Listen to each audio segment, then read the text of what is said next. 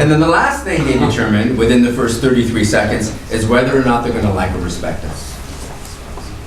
33 seconds. That's why you hear it all the time. We don't get a second chance to make a good first impression. Now, my experience has taught me that the last impression as a salesperson is the most profitable, but that does not unweight that first impression. Now, we've already covered the greeting, we've already covered how to plant our flag, but there's something I skipped that I want to make sure we get to. And that is the customer who, now, typically what we've learned so far is, hello, welcome to Lemon Motors, my name is, and your name is Craig. Great, nice to meet you, Craig. First time you've been here, you're looking for someone in particular. Awesome, welcome. We do things a little differently here in order to save you time and to make sure we focus on the stuff that's most important to you. May I ask you a couple quick questions?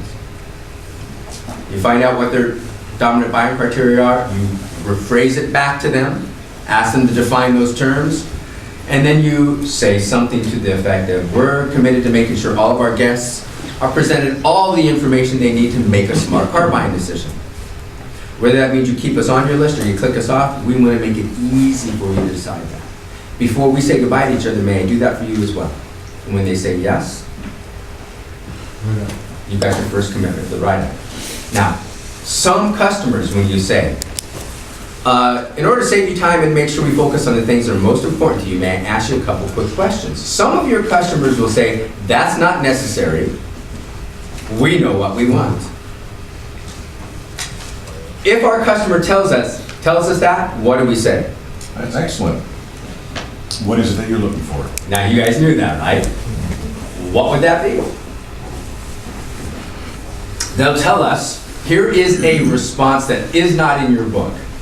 So you may want to write it down. And yet, as I shared with you before, go ahead and write it this way, but you have to change it to the way you talk, your selling style, your personality, and your sales persona. But essentially what you're doing is you're planting your flag. You want to let that customer know that you're there to serve their needs, you're easy to do business with, you're competent, and you're confident. Okay? No worries. Okay. So if the customer says that's not necessary, we already know what we want, your next question is, awesome, what is that? And let's say we're at a Honda store. We want the Honda EX V6. I suggest you respond something like this. That's an excellent vehicle. It's one of my favorite. Probably the perfect choice for you. Probably. What I've discovered is by investing an extra 60 seconds or so, finding out a little bit more about why that is your first choice, sometimes I'm able to make suggestions that not only save my customers time and money, but still satisfies every one of their needs. Now, obviously I can't always do that, and I may not be able to do that for you, but may I at least try? Whether they say yes or they say no, it works. Let me ask you something. I'll say it one more time. That's an excellent choice, probably the perfect choice for you. What I've discovered is by spending an extra minute or so, finding out a little bit more why that is your first choice, sometimes I'm able to, or what makes that your first choice, sometimes I'm able to make suggestions that save my customers time and money. Can't always do that, of course, can't always do it. I may not be able to do that for you, but may at least try. Let me ask you something. Whose interests do I have at heart? Customers. Okay. Do I sound easy to do business with? Yes. Do I sound competent? Yes. Do I sound confident? Yep. That's what the customer is looking for in salespeople today. Michael? Yes. If we, and I want to ask for your opinion, if we just shorten that down to excellent, can I ask you why that's your first choice?